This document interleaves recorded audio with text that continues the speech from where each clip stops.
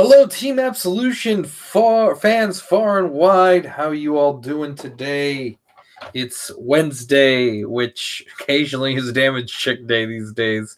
So I'm gonna wait for people to trickle in. Of course, as you can see, it's just me. I'm gonna give a little bit of time. I might start a little bit before everyone or do something extra at the beginning. Just talk to you guys, see how you guys have been, because it's been a little while. But we're going to wait because we're going to get, Ryan should be joining us after he's done with the work meeting, and Andrew's on his way home, and he should be joining us as well. I would get Matt, but he's actually out with his lady tonight. So, fortunately, you're stuck with me until they arrive. But I want to start this damage check special. I just want to say I want to thank you guys from the bottom of my heart.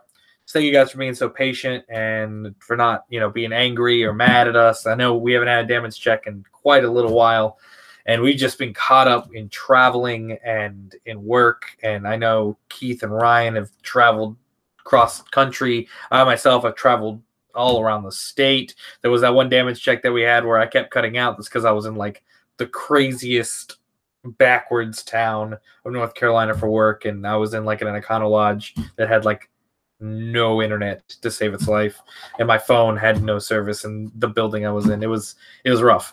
So, but I want to thank you guys as always for being patient and being awesome and being loyal and just waiting for us. And as soon as I can get some time, I want to have some streams. Like I said, between me, Matt, and Braxton, we have like almost every deck you could really think of at the time. The only one we don't have like on demand is probably OTT, because Ryan has a hold of that, and Mega Colony, Keith has a hold of that. But aside from that, well, between Andrew, myself, Andrew just joined, but between Andrew, myself, Matt, and Braxton, we own every deck in Standard, minus, well, no, now including Andrew, we do have OTT. You still have OTT, right, Andrew? Yeah, of course I have OTT. Yeah, no. So yeah, between that, so that's it, except for bugs, maybe, because Keith has bugs. Keith has Mega Colony. Yeah, so yeah. That's about it. So so yeah, I just want to thank you guys for being. I was saying, Andrew, I was telling them thanks for their patience, because it's been a while since we've had a damage check. So let me break down to you how this damage check is gonna roll, because great. we missed 3 weeks worth of spoilers, and we are not gonna even try. If you've missed the last 3 weeks of spoilers, I'm sorry. Today is not the day to get caught up with us. So what we're gonna do is we're gonna start I have a special topic I want to talk about, because if you've been following Damage Check from the beginning, which I assume some of you have, of course, if you've been following Damage Check from the beginning, you know that Damage Check used to have like a very broad topic, a very concept when it comes to like how to approach the game of Vanguard, and we haven't been able to do that because the game really hasn't changed. Throughout Standard, there wasn't any new interesting things to address as far as mechanics go. But there is something interesting I want to talk about as we approach BTO3, Miyagi Academy, I think is what it's called, right? Yeah, Cardfight Academy Miyagi or something. Yeah, so that one. So I'm going to save that for our topic, but we're going to start Damage Check by doing just a personal recap, because I'm pretty sure everything, if not most things, have been spoiled from the Answer Truth. Yeah, I think so. Freedom Duo had the dump, right? I think Freedom Duo had the dump, so I think we're pretty good. Rock Lee Rules, I have Tachikaze. I haven't played Tachikaze in quite some time, but I own Tachikaze. I also have Tachikaze. Like, where did you get Tachikaze? We got it you got it in Pennsylvania. Right. Yeah. So, yeah, we're gonna start it off, and then if Ryan jumps in, I'll get his quick spec analysis on what he thinks is gonna be valuable in the Answer Truth. I guess also, so yeah, we'll talk about that. We'll also talk about this spoiler reel. We'll cover some of the hot cards, of course, because they're interesting. So we'll talk clan by clan. So Andrew, let me start off here. What are your thoughts on Gear Chronicle? Gear Chronicle.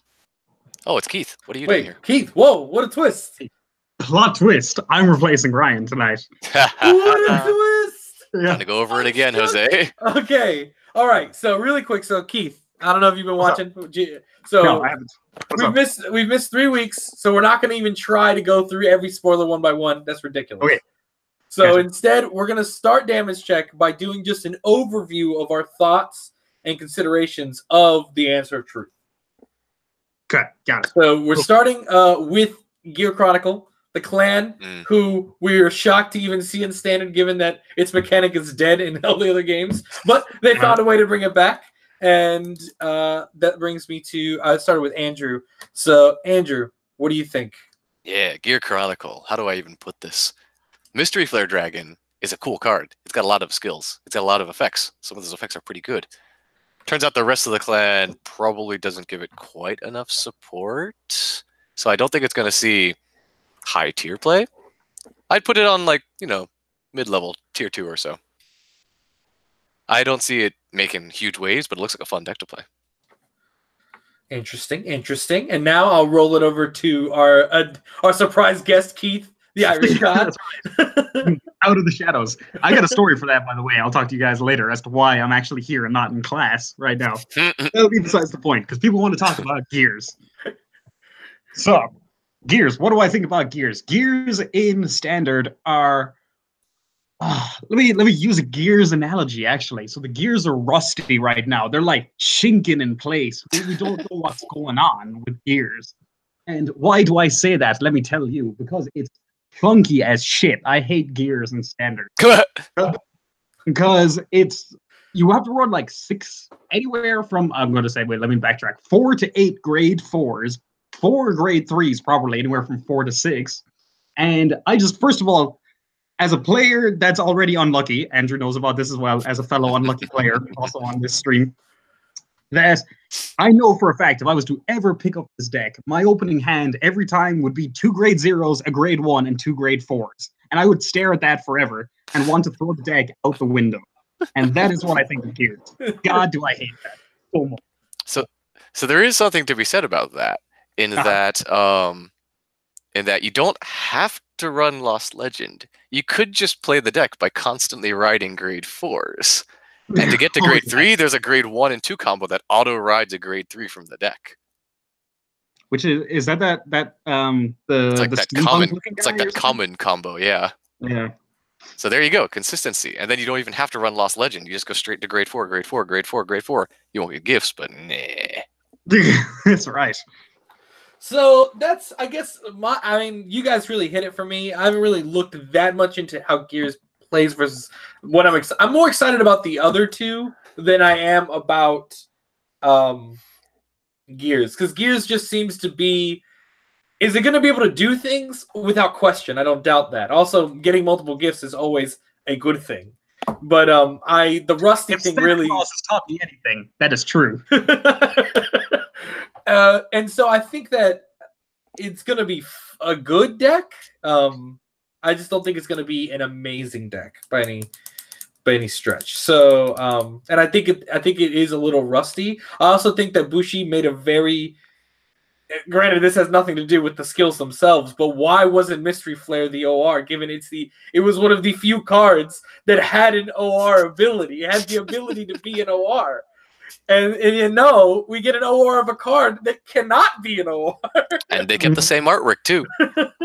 You know what would have been amazing for Lost Legend? Because of the fact that he looks like, you know that stupid unit in Buddy Fight, the Drum Bunker, or whatever it's called? He does look like Drum Bunker! Yeah, if they had, like, put the OR as the Drum Bunker art, they just, like, completely just palette swapped it with the Drum Bunker art, left everything the same, and it was just done that. I would have given major props to Bushi if they had done that. Nah, they'd never do that. All right, so now moving over to our boys' great nature. We're going to talk about the school here. I'm going to start here with, I don't think the deck is going to be that good.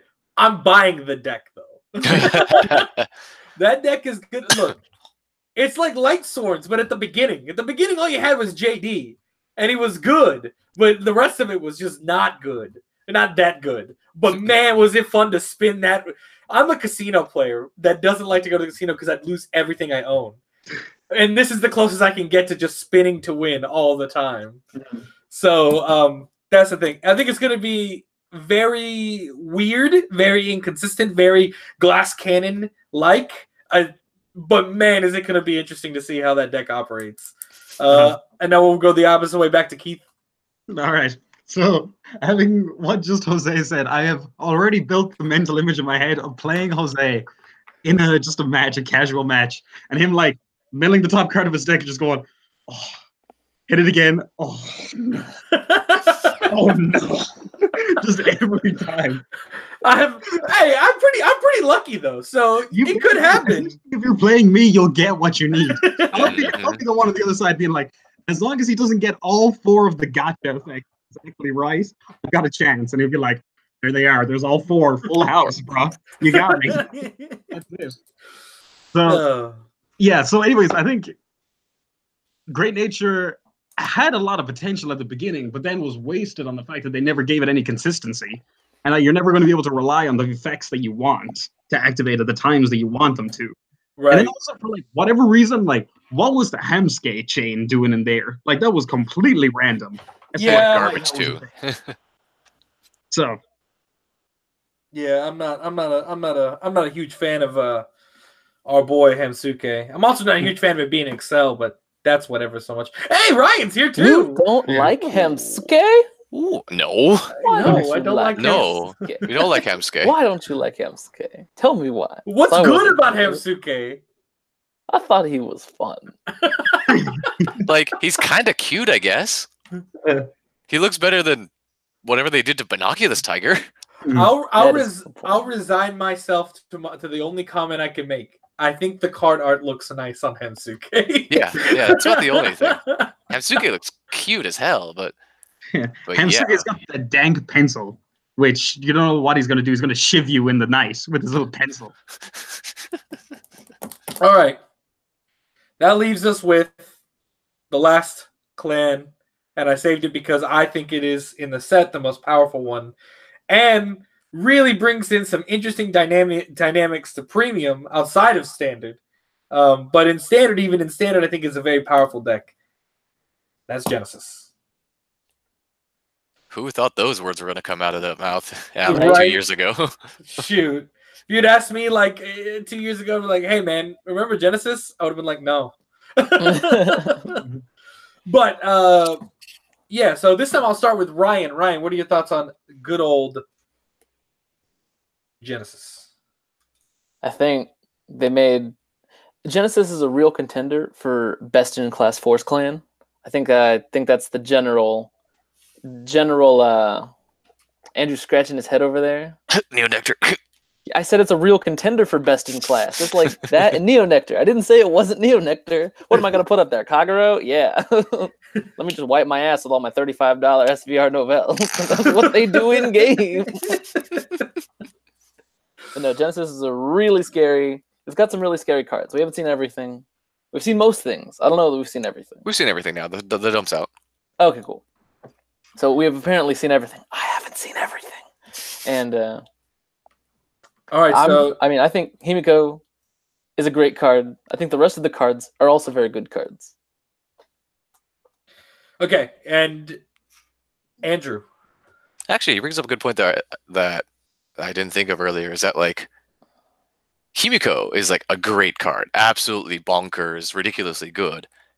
The rest of the clan supports Himiko, or Artemis, I guess, if you're doing Artemis. But like, if you don't hit Himiko, you're kind of not doing anything.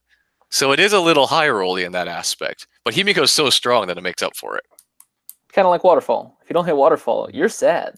Yeah, like except the rest of the clan actually gets you to Himiko. So yeah, exactly. That is true. So for me, I would agree with both of your two statements, and just throw in that like I would say Himiko's a really good card, but the fact that the other cards can help reduce its cost makes Himiko just that much better. Because like Soul Blast 5, 6 technically, because you got to get rid of the trigger. Kind of high. Of course, you're soul charging a lot, so it's not too high. But like the fact that you have the ability to reduce its cost makes it even more dangerous, which means this can happen more than once to you. This can be a very lethal thing that really makes you sad. And I think the deck will be very powerful. But I think that it'll be. I mean, you can say the same thing is true about like a deck like Spikes. I mean, if you don't get Seafried, you're done. Like if you ride Juggernaut, go home. And I'll hand it over to my boy Keith. Keith? He froze. No. Keith is a freezy boy. I see his eyes. No, moving. he's moving. Yeah, I see he's moving. Can't hear him. Oh, his mic's off. Yeah, Oh, now there I you can hear you. Okay, sorry. I must have just like frozen out for a second. All right, so Genesis. Genesis, what are my thoughts? Yes. This is the one I like the most out of this set. Kind of, you guys have already expanded on it a lot. I really like the versatility on Himiko and the fact that you can use either the draw or the crits ability. So if you're behind, you can go back up to parity using her. Or if you're ahead, you can just bear down with crits. Like, this card is just good at all points of the game, which is what I really like about Himiko. The rest of the clan, I think, is pretty okay. Again, I do not understand what is the point of, like, random-ass ride chains for half of the support with, what is her name? Artemis. Like, why? Why do this except for if you want a budget option inside? That's exactly what they're doing it for. I mean, that's what the old ride chains used to be. It's too early to be, like, splitting support for stuff like this. Like, you need to have a good deck. And doing something like this is not going to help you in any really stretch. Unless everything is just amazing quality, 10 out of 10. Which really isn't usually the case when it comes to Bushy Road cards. And you're not a main character clan. And even then, look at what happened to Royals until they started doing stuff. I'm actually in V series though, it's the non-main character clans that tend to get the better support nowadays. Hey, right. Yeah, that's right. All the supporting characters cough, oracles cough, and whatever the what is the name of Plants chick, Nectar. Yeah. So that's my thoughts. Okay, alrighty, and that covers those three clans. Now, Ryan already admitting that he hasn't read into everything. If you had to put your money down, where's the money going? Where's the money going? Where's the money going? If I had to pick money cards out of this, I would probably put it on SVR Himiko. I'd probably put that as being the most expensive out of this set. I don't think that Gear Chronicle probably won't appeal to core Gear Chronicle fans. Like, this is so different. I'm kind of wondering, like, who the fans of this really are. I'm not saying it's not a strong deck, because it's probably pretty strong.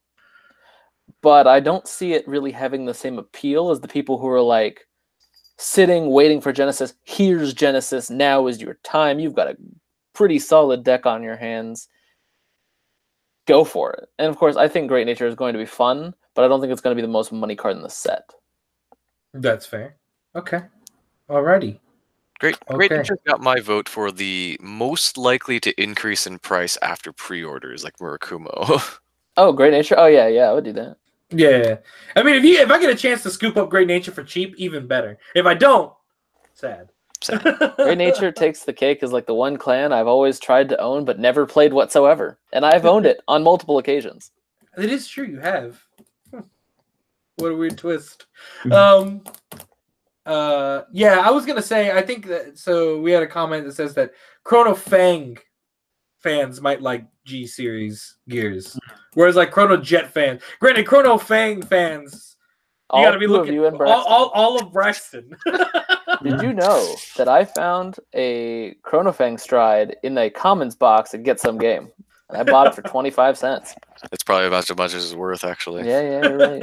And I was like, ooh, a Stride in here? Okay. Yeah. But yeah, to be fair, Chrono Jet fans weren't exactly Chrono Jet fans. They were just Chrono fans Jet fans of winning. like winning. They were just fans of winning. See Keith Murphy. Except Keith didn't win with that deck. He just got salty.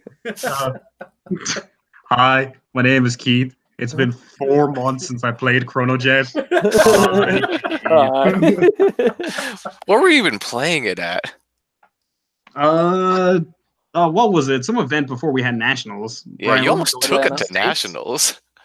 He did almost take it to nationals. We had I did Atlanta almost. and States. Yeah, it was States. And then I decided at the last minute not to do said things. Because it wouldn't be Keith Murphy in the tournament if he didn't change his mind at the last possible minute. that's Look at all the practice we've done. Nah, I want something new. It's not like I don't do the same thing. Yeah, but okay, I will say, at least when Keith does it, it tends to kind of work out for him. When Ryan does it, it goes from, I'm going to play Kagero, JK Token Rambu. That was a great tournament, and you know it. So, that leads us to the actual topic. So that was what counted as a spoiler wheel, by the way, Ryan, because we were not going to go through 3 weeks of spoilers. So I was like, let's just jam-pack the whole set and talk about it as a whole in the abstract. It's all good. Then, so now we're going to move on to our topic of the day. And our topic is an interesting one. I've kind of talked to you. I know I've talked to Andrew about it. And I don't know if I talked to Keith or Ryan about it. But it's something that has been in my mind recently going forward, thinking about BTO3, Cardfight Academy, Miyagi Academy, whatever. So up until this point, every deck's trigger lineup has stayed standard, or some version of standard minus Excel, right? 4 heals, 4 draw triggers, and some combination of fronts and crits. If you have Excel, and then everyone else, all we got is the crits, right? But something that the next set is going to introduce that has not been any kind of threat to anybody is the threat of 12 crit, at least in standard. So now, with the new sets of Royals and OTT, along with Murukuma? No, that's just Nubitama. it's just Royals and OTT. They're getting the support. Okay. They're going to have one, they could. So the question is threefold. 1, are we going to get a new trigger? 2, a new crit trigger.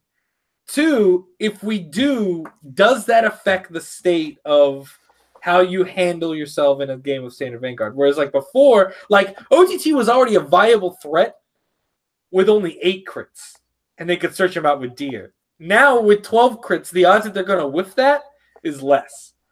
So I wanted to open that up, and I'm going to start with Keith. Keith. Okay. So what? How do you want to frame the questions? All right. So I'll start with. Do you think that OTT and Royals are going to get another crit? Yes, I think that based on past practice, Bushi has always printed new triggers for clans, and I think How it's else will you draft? Yeah, that's right. How am I going to draft some Vanguard? And I would say that because OTT is getting a trial deck, but I think given that, and this is being a place for players to start, they're going to have to give them a set of triggers because of that. And I think it's very likely that they're just going to print out new triggers with that. Like, I highly doubt we're going to get what is the name of the Oracle Guardian and wherever the other trigger is, Luckbird. Luckbird, yeah, Luckbird. Luckbird, no draw skill. But yeah, that's right. Sad boys. So I think given the fact that they get a trial deck, we're probably going to see triggers again. Maybe not to the same extent, obviously, as some of the other clans that still need them, like Narukami, Nubitama, and Link Choker. There you go. Like all of those other new clans, but they still will probably get a set of new triggers. Also, add in, we forgot Golds. Golds will also get a new trigger. Mm. Oh yeah, that's Oh, right. they're getting support. Or could get a new trigger. Yeah, theoretically. Okay, so that being said, all right, Ryan. I asked Keith this. Ryan and Andrew, do you guys agree? Of course, they're going to make new triggers. Why would they not do that? I mean, when has it ever stopped Bushiroad? How many crit triggers did Royal Paladins have in BTO3, the original BTO3? I don't know. They had 12. You could run 12 crit Royals. Mm-hmm. As early as BTO3, you could play Alfred Beats. It wasn't as good with... No, wait, Palamedes was BTO3. You could play Alfred Beats at that time. And you just could do that. And you could kill people, and that's how they did it. That's how they did it back in the day. You were playing Tsukiyomi, you were playing Alfred Beats, or Sad Kagero Boys. So there's really nothing stopping Bushi from doing this, and it would be weird, honestly, if they didn't do it. Because they're just freezing out players for hurting a little bit of competitive balance that will eventually all even out anyway. If you didn't give new triggers, you wouldn't give new triggers to anyone, and that's so much set space. Dear God, you really want to go through all of those common slots that not have any triggers as a designer? I don't think you do that. I don't think you get so particular about that sort of thing at this stage of your game. All right, I'm going to disagree. I don't think they're going to print new triggers for Golds, Royals, or maybe Golds, but not for Royals or OTT. Case in point, VBTO1 didn't have extra triggers for Kagero and Royal Paladin. They didn't have space. Yeah, but this is a 5-clan set. Where's the space in here? Well, you just wouldn't give it to the two things with trial decks, just as you didn't before, because Narukami and Oracle Think Tank have trial decks. You don't need to give them triggers. Okay, so then maybe Royals and Golds might get triggers. No, but we're not 100% confirmed what triggers are in the trial deck. They could reprint them, but they also could not reprint them. Sure, but my thinking is that like Bushiroad in the past has definitely had sets, because I'm thinking back to way pre-G era where they didn't print enough triggers for clans to be using, like say original Nubatama, original Bermuda Triangle, original frickin' Tachikaze. They didn't actually have triggers available from the DUs just because I don't actually know. I would, and not to interrupt you again, but I would chalk that up to them just simply not doing that. I mean, I think that was a much younger game. I mean, obviously they didn't print the set of triggers for Nubatama because it wasn't a real clan for 13 plus sets, where it was more like 20 sets actually. I agree with you that they had 4. Like you could play 4 triggers, you just didn't have real sets of triggers. Now at this point, when they're redesigning the game, they decided that okay, stand triggers, no one actually likes these. We had to make them broken, and then they were too broken. We don't want them anymore. So now everyone gets 2 crits or fronts and the other stuff. And here you go. Mm-hmm. Well, that's what I mean. That's what I mean is that like not all the clans have support yet right now, right? And the one thing that Bushiroad's sort of design team has been doing is that they've been at least trying to maintain a sense like a modicum of like balance between the clans. I don't see them giving extra trigger decisions even to established clans until the end of the first cycle of support. They're giving this support to Royal Paladin and Oracle Think Tank just because that's the way the manga shaked out and that's how the mangaka drew it. But I don't think they're going to be giving more relevant triggers until after all the clans get the first cycle of support. See, but therein lies the problem, is because you've got more clans getting a second set of support in here than you do have clans getting first support. There are only 3 clans left to support, if I'm not mistaken.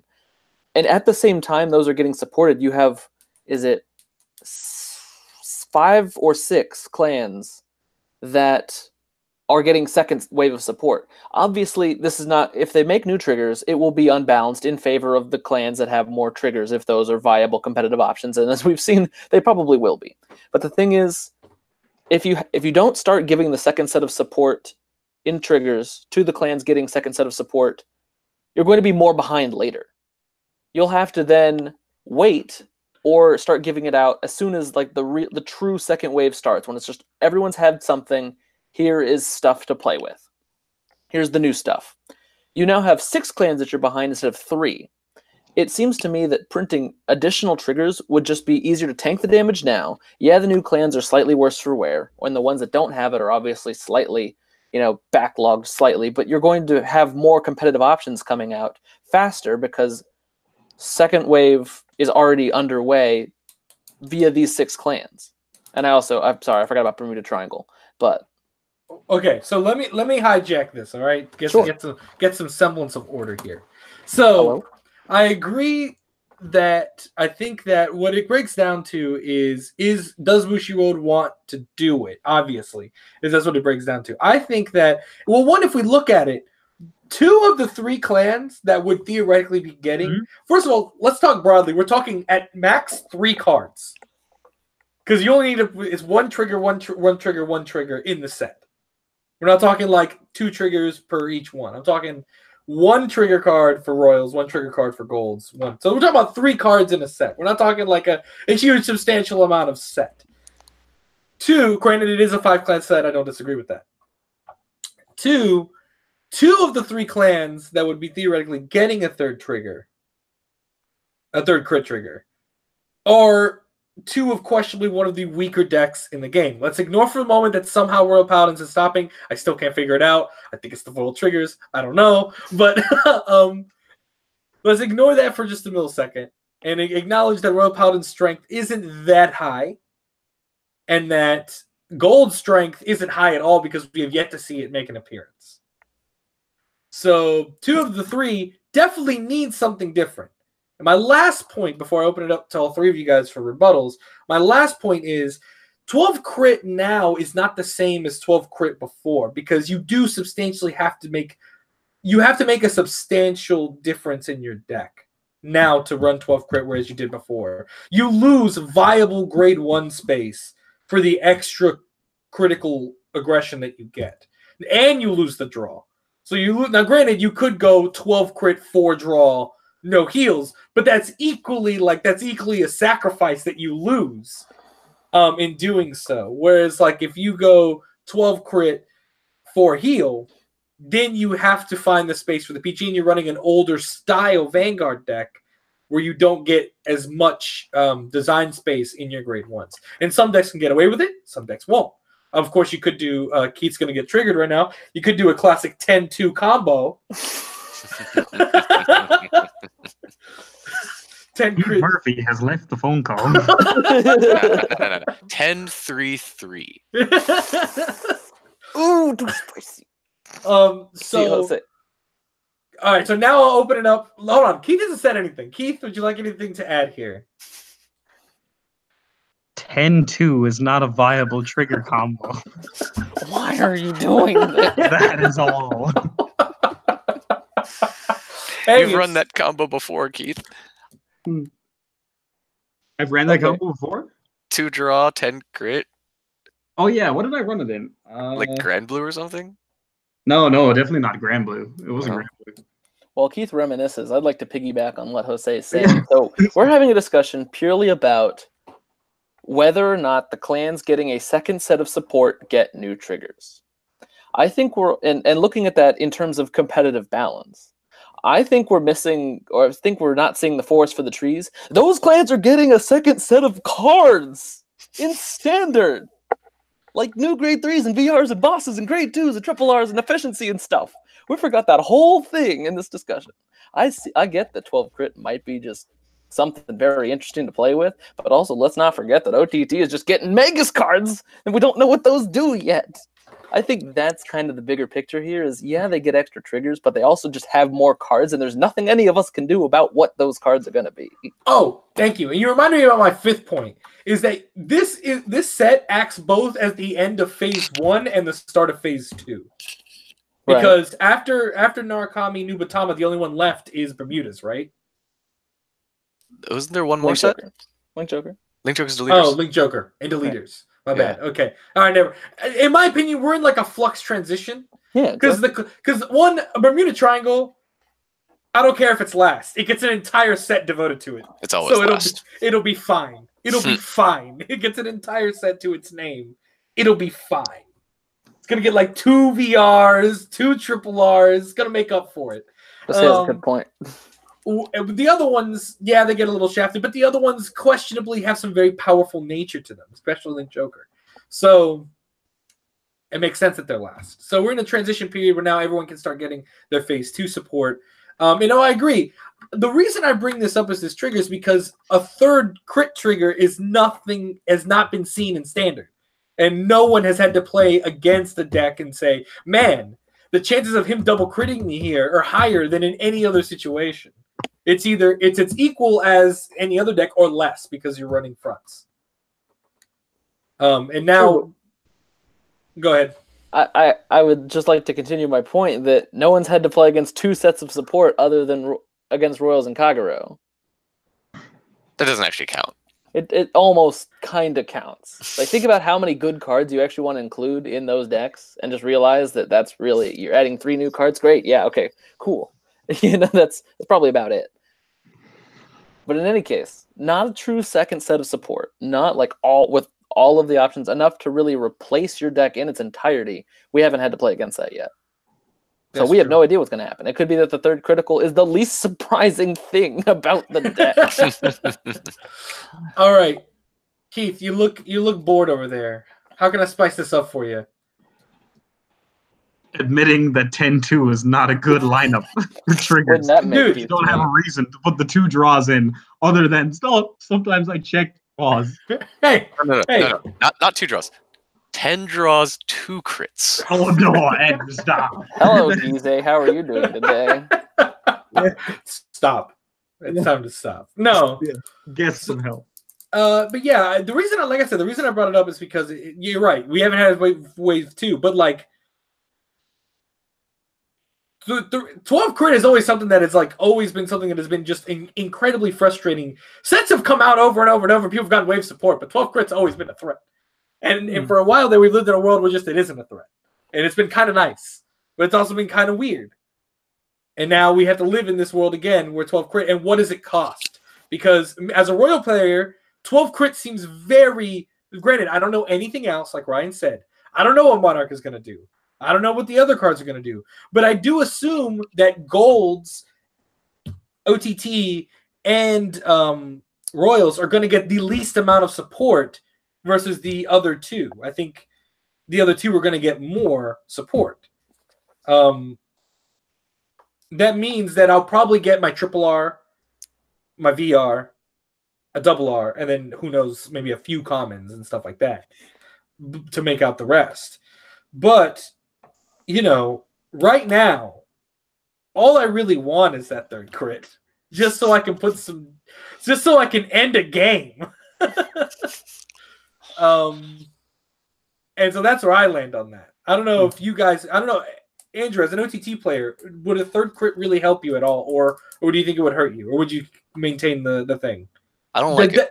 The deck barring the same. Yeah, I don't actually like it. The change for perfect guards going to draw triggers was a really sort of like clever, I don't know about clever, but like interesting move on Bushiroad's part, because now you have to legit make a thought of like, okay, well, am I going to cut my precious grade 1 space to add the perfect guards back? Do I just not run perfect guards? Do I not run heals? Like the trade-off is very different from what it used to be, where, you know, draws were kind of useless and nobody ran stands anyway. Nowadays, it's like, okay, these 4 draws are actually really relevant. They give you your grade 1 space back, essentially, and they draw you extra cards, which I'm sure has saved everybody at least once in a game at some point, hitting a draw on a defense trigger. Like that's absurd value. But now going to 12 crit, like that's why you run the 2 draws, Keith.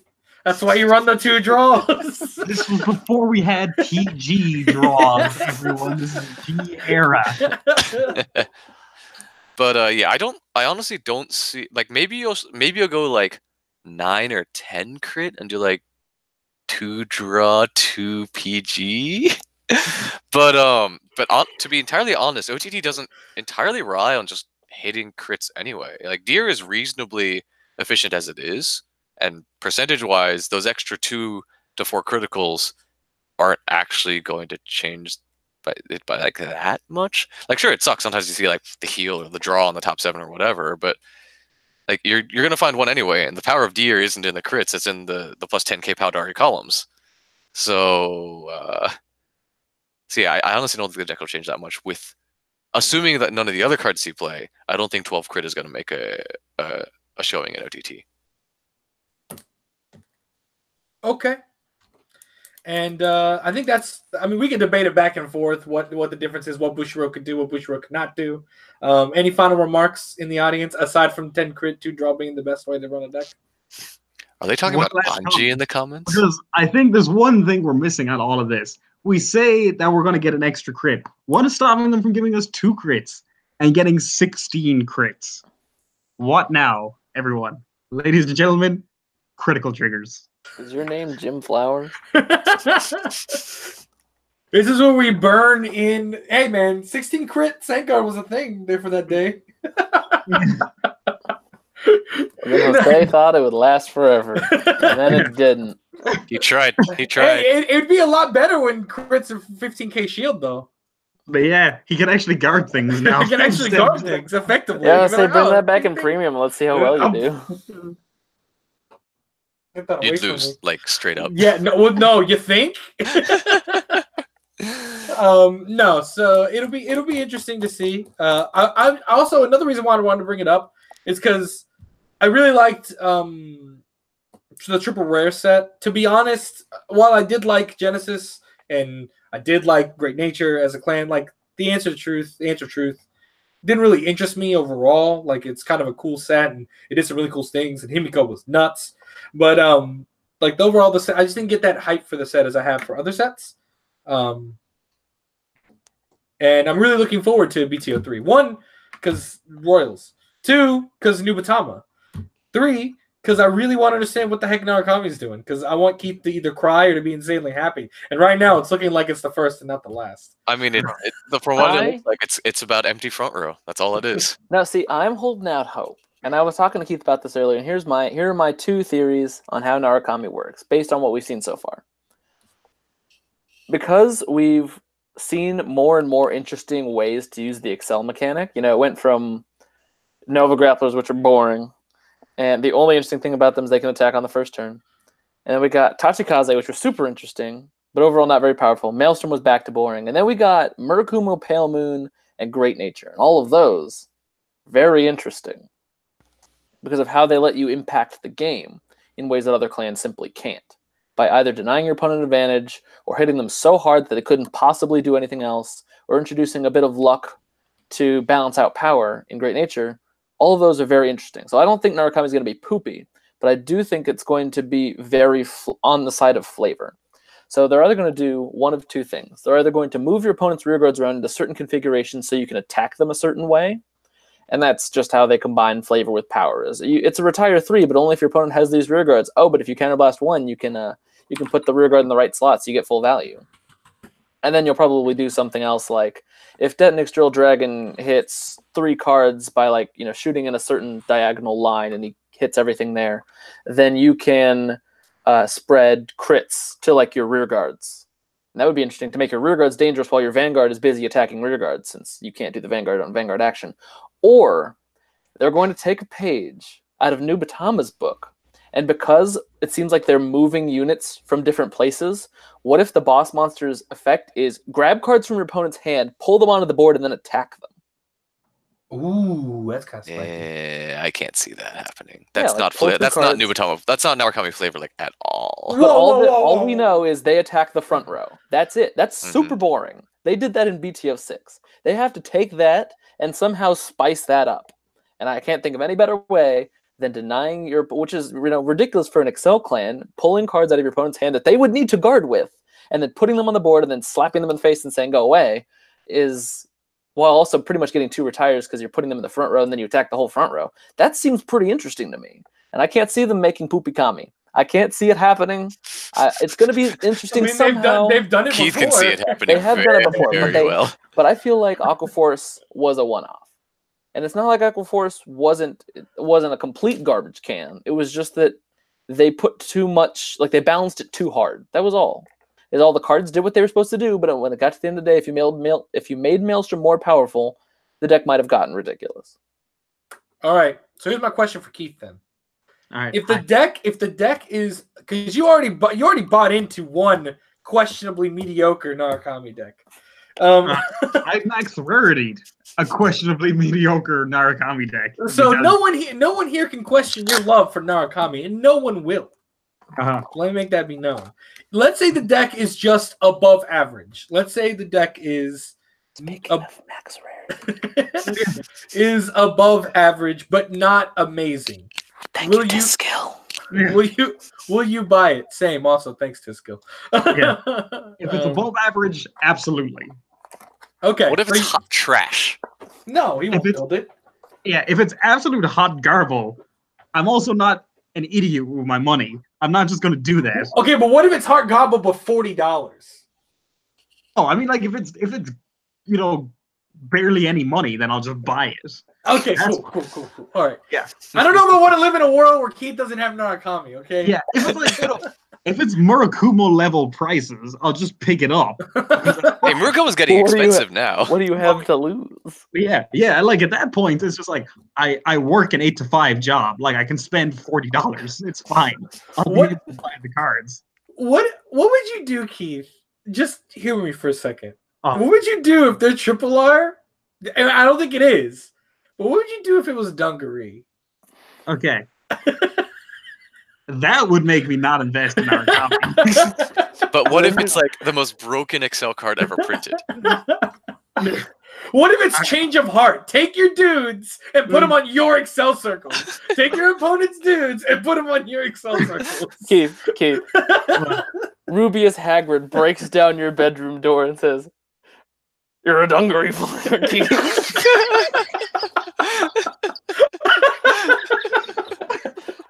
A darn good one too. And I'll look back at him and be like, I'm a what? All right. So I've already gotten some hashtag Ask Absolutions. Yo, Ryan, are you gonna film a blinged out version of your Kagero deck? Sure.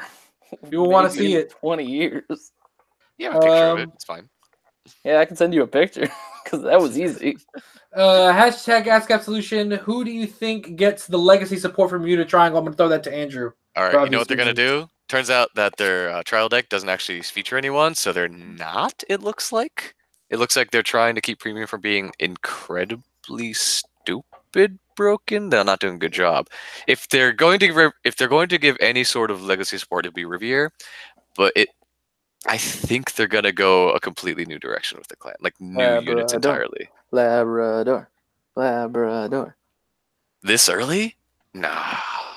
I mean, what do they even play in Bermuda Triangle in the manga? Riviere, Top Idol, Aqua, Okay, so Pacifica. like the very first thing. Oh, Pacifica would be okay. I don't know if it was Pacifica or not, but it'll probably be.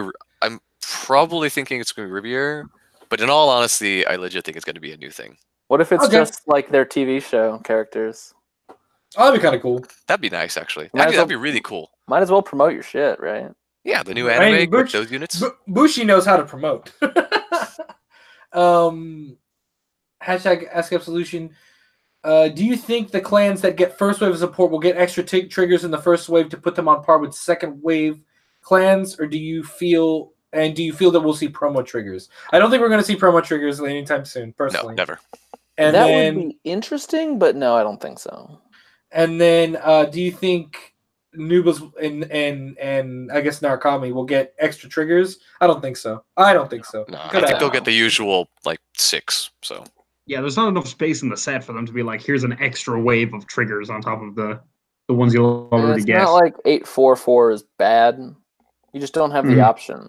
Especially when the 4 is PGs. Especially when 4 is PGs. Yeah, exactly. Yeah, and 4 heals. So with the next main set having 5 VRs, do you think they'll up the ratio or keep it the same, like the Legion set English version? They've already confirmed that they're increasing it, right? Yeah, I heard what Andrew heard. It's already been confirmed. Okay. 2 VRs per box. Oh, this is actually... Go ahead. Is it 2 VRs per box? Yeah, I'm pretty sure it's 2 VRs per box, but it works out the ratio so that you end up with the same of like 5 + 1 SVR. Yeah, it's like some boxes will have an extra VR. Okay, so it's not 2 VRs every box. It's 2 VRs some boxes. Yeah, so there'll be better boxes now, but the case will average out. So you have an extra... That's terrible. An extra... 1 per... Shoot, what's that, man? There's 16 in a box, right? You have or like 16 in a case. I think you have a 40% chance to get a better box, I think. No, it's less than that because it's you have 16 boxes in a case. Right. And then you need 4 extra, so it's 1 in every 4 boxes. Why do you need 4 extra? Don't you need 6 extra? You need 5 extra. Because you need 4 of the VR and the SVR. Oh, yeah. Oh, no, because then... Is it confirmed that way? Didn't you say it was 5 more? You're basically just adding another VR, which is 6 VRs. Yeah. What are you talking about? It's 5 VRs. 5 VRs and 1 SVR. Oh, yeah. So it's 6. So it could just be that the SVR boxes now have a VR in them as well. Oh, it could. Actually, that would work. Yeah, that would work out. That's super high rolling. Hashtag Ask Absolutions. Keith, will Bushi realize there's a flaw with Excel clans? We got it at some point, I suppose. Murakumo's topping, though. Yeah, it's topping consistently. But not because it's an Excel clan. It is because it's an Excel clan. That's precisely why. It's exactly because it's an Excel clan. I don't think Murakumo works as well if it's anything but an Excel clan.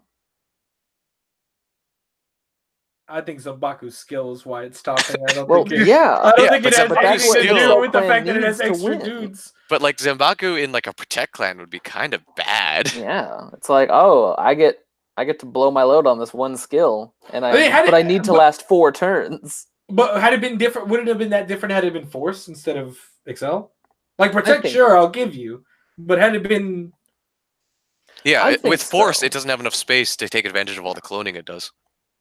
Maybe not Mandela Lord, but I mean, you're only cloning one dude. Just intercept. Keep in mind what I want my field to look like. I want both arresters because I need them, or I'm wasting back row space, and then I also want Musashi or something else, or Fushimi. Yeah, you're right. No, you're right. You got a good point. You want attackers. Yeah. That being said, had they set up Murakumo as a Force clan from the beginning throughout R&D, then yeah, maybe it would have worked out okay. But as it is, if you just change the gift marker, the deck gets worse. All right. So I want to chime in on one thing for that question, because this is actually a problem that I have with V-Series as a whole. I think it's a really important one that's related to Excel as their own gift. And Excel has two problems, which are, one, no card advantage, and two, defensive triggers. I think everyone is like fairly in agreement with that those are like two big problems that Excel has right now. Oh, so that's why Murakumo's topping, because it gets around both of those. Exactly. So, but Murakumo also gets around it in a weird way with the card advantage. Like, they don't generate a bunch of card advantage, they take it away from the opponents. But so one of those things, the triggers, I think is actually a really important thing. Because of the fact that defensive triggers just destroy Excel because of the way that they're set up. Having 10Ks on triggers is really dumb when you are only a 12K unit, and a lot of your units are only hitting 12K, and they're usually only going to 22. And this was really not a problem in old school Vanguard when triggers were 5K, because a lot of the time, even if you had the way that the numbers are set up, even if you had an 11K and you went to 16, if I boosted a 9 and a 7, I still hit you. Nowadays, if your 13 goes to 23, my 9 plus 8 gets nowhere near you anymore. And so I think that's a really big problem with Excel as a whole, that like your rush is completely shut down by a trigger because of the way triggers are set up now. And I think you should be able to still hit. And I think that's a big part is like stuff like Murakumo generates those numbers fairly easily. Like they have one of the arresters gets to 14, goes to 24. Musashi goes to 17, goes to 27. Fushimi goes to 14. 24. Yeah. 24, yeah. But they've actually started changing that in that some of them were, some of the Excel clans are just gaining that 5K for free nowadays. Like all these clans are like, oh, this unit just gets plus 5K. And that's usually enough to get you to poking territory, which in Excel gets you over a trigger.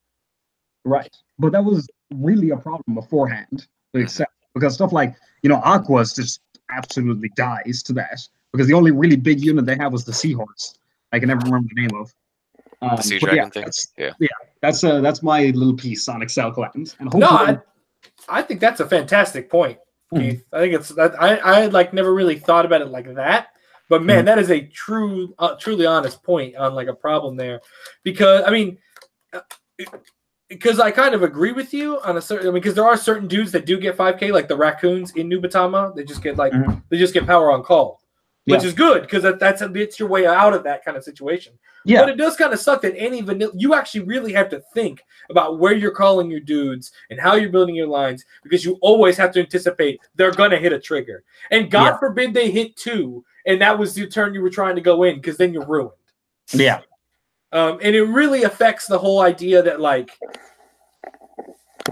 and not to bring it back to what we were talking about before when it comes to like, 2 versus 3 crits or whatever. But the thing is, when you can take a Vanguard swing and your odds of double critting for game is lower, and you take it, and then your opponent checks these defensive triggers and your entire play just dies, really sucks. And like Go Paladin, which is an Excel clan, could really do with an extra boost of aggression where it's like, oh, I'm swinging. Oh, is this guy running 12 crits? He can really kill me here. I need to guard this, but then I have to deal with like 1, 2, 3, who knows how many more attacks. Yeah. Like I think what Keith speaks to a much larger problem where taking the Vanguard isn't that scary right now. It really, barring, of course, that's a broad statement, and there are exceptions. Obviously, you don't want to take Dayusha when it's 45K. Obviously, you don't want to take Seafried ever because of its skills bonkers. But there are also other units where you literally give no crap about what it does or how high it gets. Soul Saver. Soul Saver can hit infinity power, and it's like, okay, unless you double crit me with your 8 crits and I see 4 across the board, I don't think it's going to happen.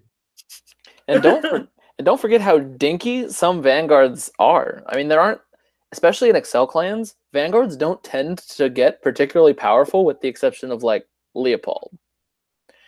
Like, look at... Gigarex. Oh, yeah, Gigarex does just get all the free power in the world. Okay, so with those two. But think about having a Maelstrom swing at you, or a Golden Beast Tamer, or a Zenbaku, or a Mandala Lord, or any of those. They just go like, okay, 12 plus any boost is convenient for me, and you're like, 20k off one card? I don't even need to PG you? And you're like, they just used one card for my most valuable asset on my turn. See, I've actually started to shift my line of thinking that way, like playing Murakumo. Your Vanguard attack, at least for me personally, is never like a dangerous attack anymore. So I keep seeing people like perfect guard my Zanbaku at like 12k. I'm like, why are you doing this? You could have just like 15k'd it. I'm not going to put the triggers on here. And it's because it's more a vehicle to check the fronts that I desperately need for my 22, 24, 22, 17, 22 columns that are going to be attacking after it. So, like, going back to Jose's point about, like, Vanguard attacks aren't scary anymore. Like, yeah, the Vanguard attacks itself, like, I think it's a fine thing that the Vanguard attack itself isn't as scary as it used to be in, like, Giera or even original Vanguard. The fact is that, like, it's got to balance and synergize more with the rest of your board now, which is what, like, makes it scarier to go up against. Right, but my only point when I say that is that it creates a detriment for Excel clans. Because in a lot of cases, you're still attacking with your Vanguard first, right, Andrew? Yeah. And that's the attack I'm not going to guard. Or, depending on a certain situation, I might not guard that if it's scary. I'll check a defensive trigger, and then the rest of your play, it means nothing to me.